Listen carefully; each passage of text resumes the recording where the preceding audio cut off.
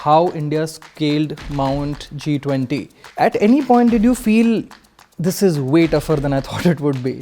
No, all through the year. We finally said, take it or leave it. The government recently came out with India's growth estimates at, say, 6.4%, lowest since the pandemic. In my mind, we should be more ambitious about going in for about 8.5 to 9%. The Prime Minister recently said that India will turn into a $10 trillion economy in the next decade. But India is also trying to be a $30 trillion economy by 2047. Many have read into it as estimates that are not ambitious enough. Each one of us has to push for private sector to play a very critical role. We have the budget coming. Two key things are being sought from the budget. One is either revision of the tax slabs for the middle class or hard-hitting reforms that boost consumption.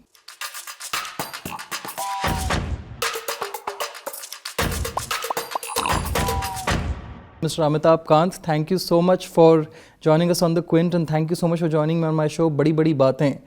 Very, very badi baat for the country, the way India scripted the success of the G20 summit under its presidency, the way the New Delhi Leaders Declaration was signed. First of all, heartiest congratulations on the book, How India Scaled Mount G20. It was something quite different than what you had done before. Was this the toughest peak that you yourself have scaled in your career, the presidency of G20? No, this was very tough. This was very tough. It was also in another area. You know, I'd worked in domestic administration. Yeah. I'd run a district. I'd built tourism. I had driven industrial policy. I've done the aspirational district program, the Startup India. But this was totally new field for me. Yeah. The art of diplomacy, your ability to bring 20 countries together. It required skill of a totally different kind, and it was extremely challenging because at that point of time, it was the post-COVID era. A vast segment of population had gone below poverty line across the world. Lots of people had lost jobs. There was a huge climate crisis. There was a war in Russia-Ukraine war was going on for 3 years. So you had huge challenges. And food, fuel, fertilizer, all were getting impacted. Plus, there were several other challenges which India had to confront with when it took over the presidency. And therefore, it was a challenge of a very different kind. Absolutely. And I remember after the success of the summit, there was praise for you from across the spectrum, be it political, be it bureaucratic.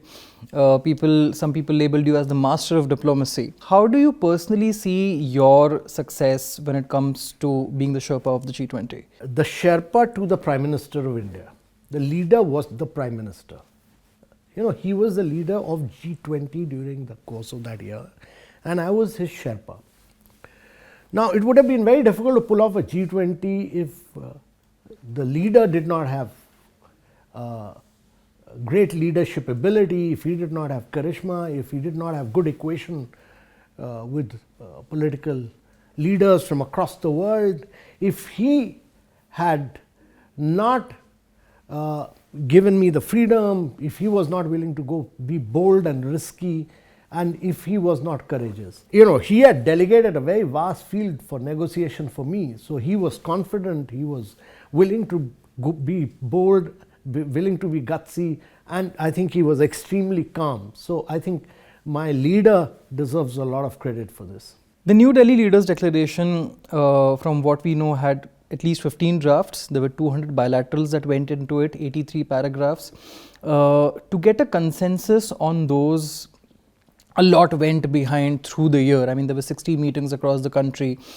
But peculiarly, none of those meetings could achieve a consensus to put out a joint statement. There were countries that were having their own bilaterals, etc. At any point, did you feel this is way tougher than I thought it would be? No, all through the year. All through the year, that whole year, I was thinking that it's going to be impossible. It was the final bit of meetings in the last 12 days that we took the gambit, we took the courage, we were extremely gutsy. Drafts after draft failed, but within 30 minutes of that, we kept coming out with new drafts. and we negotiated bilaterally with everybody. We knew everybody's red line, and we finally said, take it or leave it. Yeah. And we also told them that if you do not are not willing to arrive at a consensus on key and critical issues confronting the world, challenges of the post-COVID impact, challenges of a slow sustainable development goals, challenges of climate, if the other countries are not willing to arrive at a consensus at all, there's a lack of responsibility. And in that case, that's the Prime Minister had told me to clearly tell them that India would rather prefer to be a member of BRIC, a member of IPSA, rather than continue as a member of G20. You know, speaking of consensus on climate, could you tell us what were the key areas when it came to climate and who was playing hardball on those issues? So the climate was very complex. In fact, it was probably as difficult, if not more difficult, than geopolitics, because there were different ambitions.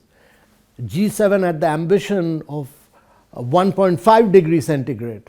They were not willing to commit on finance at all, whereas Global South's ambition was on finance, because they have not occupied the carbon space. The carbon space has all been occupied by G7. And then you had Saudi Arabia, which was not even willing to discuss climate. They were not even willing to discuss fossil fuel. So you had different perspective, different canvases, and it was tough to bring everybody together. So we had to bring raise the ambition on finance from the G7 countries, which is reflected in a very strong document on the Green Development Pact. And we had to raise a little bit of ambition from Global South on action to be taken. But we pushed for doubling of renewable energy. We pushed for doubling of energy efficiency. We pushed for the Biofuel Alliance. We pushed for green hydrogen to make it a better world for all of us to live in. And only India could achieve that Green Development Pact. Otherwise, it was impossible. There was one very peculiar statement which caught my attention, which I'd like to read out. China opposed all issues where India-led terminology was used, like Vasudhaiva Kutumbakam, life and women-led development were tactically opposed. Could you tell us in detail about that? What was their specific opposition and why? So, you know, our presidency was about one earth, one family, one future, which was Vasudhaiva Kutumbakam. Now, throughout the year, China opposed us on the use of the terminology Vasudhaiva Kutumbakam. They opposed us on lifestyle for environment. They opposed us on women-led development. We found it impossible throughout the whole year. But then we realized that you can't do G20 without taking China along. Therefore, we built up very good relationship with Chinese Sherpa. There's a colleague of mine called Ashish who built up relationship with them. I built up relationship with their Sherpa. We worked very hard at it to get China around. And towards the final round of the meeting of the Sherpas, we were able to get them to agree to everything, every single request from which we had made. Vasudhaiva Kutumbakam, life, women-led development, each one of them, China supported us on that. Throughout the negotiations, the G20 nations were very divided on the Russia-Ukraine issue. The G7, US, allies of the US, they all wanted Russia to be strongly labeled as an aggressor, etc. China, on the other hand, Russia, of course, they wanted very strong mentions of, sanctions by the West. And these two sides just could not meet eye to eye on that matter. Throughout the year. Throughout the year. And then for us to get, consensus on those paragraphs, which I was reading were very carefully worded paragraph, which could be interpreted by each of the sides, the people who are supporting Ukraine, the people who are supporting Russia and India. And that para, no other multilateral forum, including United Nations, including the Security Council, has been able to arrive at. And now that has become the key para for every multilateral forum to follow. You've said how it's better than the UNSC as well. Absolutely. It was master drafting of that para. There is one little thing that I wanted to pick your brain on, if I could. The government recently came out with India's growth estimates at, say, 6.4%. which is being seen as something which has been lowest since the pandemic. It is also a little lower than RBI's initial predictions. Why do you think that is, and do you think it is time for a little harder reforms now?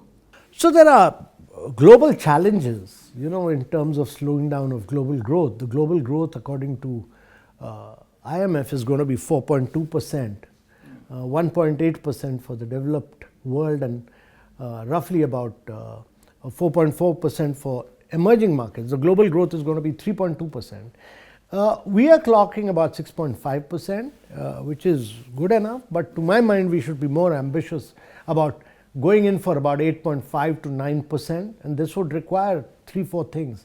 One is greater credit flow from financial institutions. We would need to ease up on doing business, much more radical reforms on scrapping rules, procedures, etc. across ministries, make things easy and simple. And thirdly, I think we need to push manufacturing and agriculture productivity in a very big way. These 3 things, to my mind, are critical for sustained growth on a long-term basis, because manufacturing will then enable you to push for exports, and exports are very critical. Every time India has grown at high rates, exports are critical, so that's important. Picking up from the word ambitious, the Prime Minister recently said that India will turn into a $10 trillion economy in the next decade. But India is also trying to be a $30 trillion economy by 2047. So if we are to be 10 trillion by, say, in the next decade, which is, say, about 2035, that puts growth estimates somewhere between 6 to 6.5%. Many have read into it as estimates that are not ambitious enough. How do you look at this figure? So I think we should really target for a $30 trillion economy by 2047, which means that your GDP has to grow by 9 times. Yeah. Your per capita income has to grow 8 times. Your manufacturing has to grow 16 times. And this would mean hard-headed reforms. And this would mean, that is the vision the Prime Minister has set for us. And each one of us has to push for private sector to play a very critical role, because the growth will come from the private sector with government acting as a facilitator. And therefore, you need to continue to scrap rules, regulation, procedures, acts, etc., and allow the private sector to fly. Many also read into that statement saying, it would mean that India would remain a country in the middle income trap. From the point of view of per capita income, how would you suggest reforms should go? See, very few countries in the world have been able to escape middle income trap. And it's very important that India accelerates its pace of growth. Accelerating its pace of growth means that you have to manufacture, you have to urbanize. Urbanization is important. The urbanization is a very big driver of growth. Exports are important. Agriculture productivity is important, because we've too high a population dependent on agriculture. 46% of your population dependent on agriculture is too high. And therefore, you need sustained growth of 8.5 to 9%. And you need the eastern part of India to grow. You need Bihar, UP, Chhattisgarh, Jharkhand, all to grow in double rates in the coming year. We have the budget coming. It is the first full budget of Modi 3.0. 2 key things are being sought from the budget. One is either revision of the tax slabs for the middle class, or hard-hitting reforms that boost consumption. Do you think these are the ways out for the middle class, the slump that the middle class has been feeling? My view always has been that you need a tax regime which is low, which is stable and predictable over a long period of time. So low, stable and predictable, and that will generate revenue on its own over a period of time. And that I'm talking about direct taxes, indirect taxes, GST, everything. For a growing economy, you need a low, stable and predictable tax policy over a long period of time. And secondly, my view has always been that we need to put greater resources into infrastructure, and consumption will follow. Keep putting more and more resources into infrastructure, create world-class infrastructure. The private-public partnership of infrastructure needs to be revived. That's important. You need to put out many more projects for private sector to take up. And with private sector investment coming into infrastructure, you'll have better maintenance and operation. What next for Mr. Amitabh Kant? Is there a bigger role that we can expect? Well, I'll continue to read, I'll continue to write, I'll continue to ideate, I'll continue to innovate myself. Mr. Kant, thank you so much for speaking to the Quint, and thank you so much for joining me on Badi Badi Baatein. Congratulations on your book, and I wish you all the luck for it. Thank you. Thanks Thank a you lot. so Thank much. you so much.